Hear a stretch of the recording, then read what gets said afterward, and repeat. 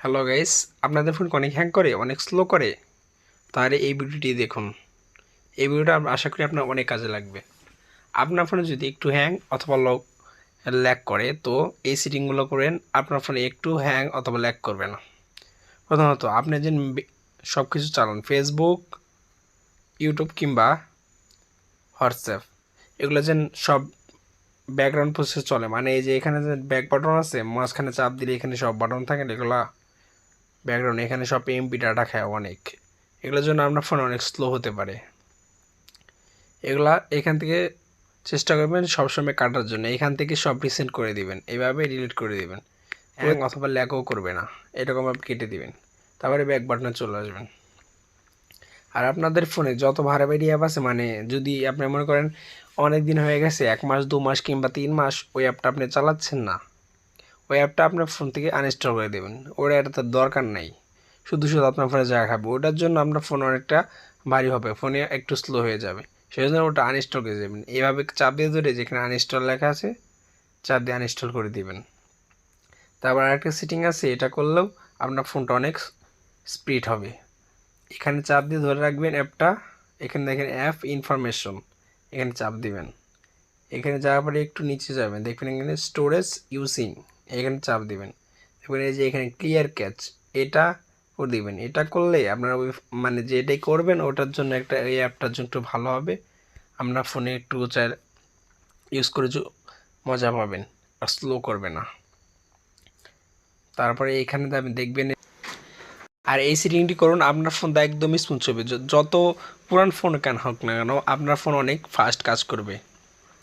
সেটা করার জন্য আমরা করতে হবে, এখানে যে আপনার ফোন যদি 332 কিংবা 464 হয়, তাহলে আপনার লাইট ভার্সন ইউজ করার চেষ্টা করবেন, মানে ফেসবুক আছে না, ফেসবুক ডাইরেক্টের বদলে ফেসবুক লাইট ইউজ করবেন।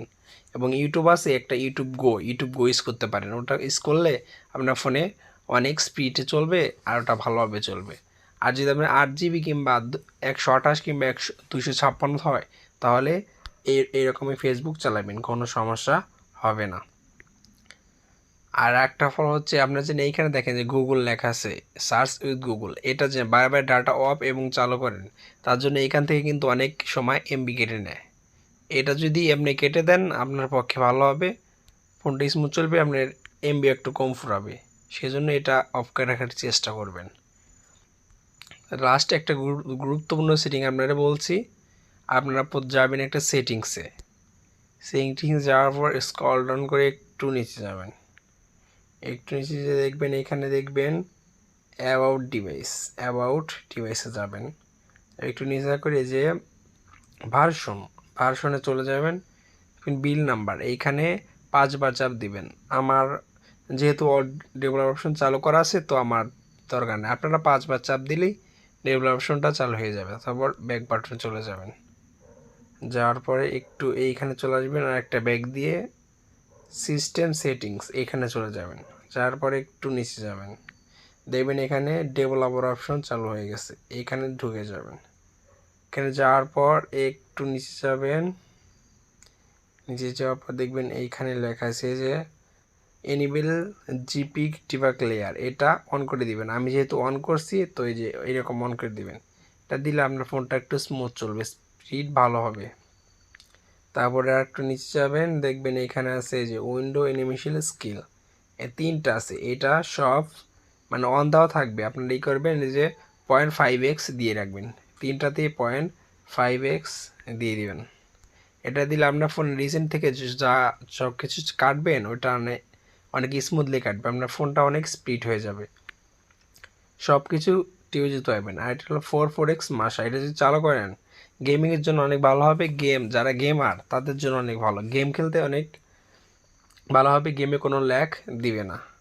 একটু নিচে যাবেন, আর একটু নিচে দেখবেন এই যে ব্যাকগ্রাউন্ড প্রসেস লিমিট, এখানে আপনার স্ট্যান্ডার্ড দেবেন থাকে, স্ট্যান্ডার্ড যদি থাকে আপনারা অলমোস্ট অন প্রসেস কিংবা নো ব্যাকগ্রাউন্ড প্রসেস দিয়ে রাখবেন, কারণ আপনার যদি ব্যাকগ্রাউন্ডে যে সব প্রসেসগুলো চলে, ওটা চললে আপনার ডাটা অনেক খরচ হয়, ওটার জন্য আপনার ফোন স্লো হতে পারে, সেই জন্য এইটা নো ব্যাকগ্রাউন্ড প্রসেস দিয়ে রাখবেন।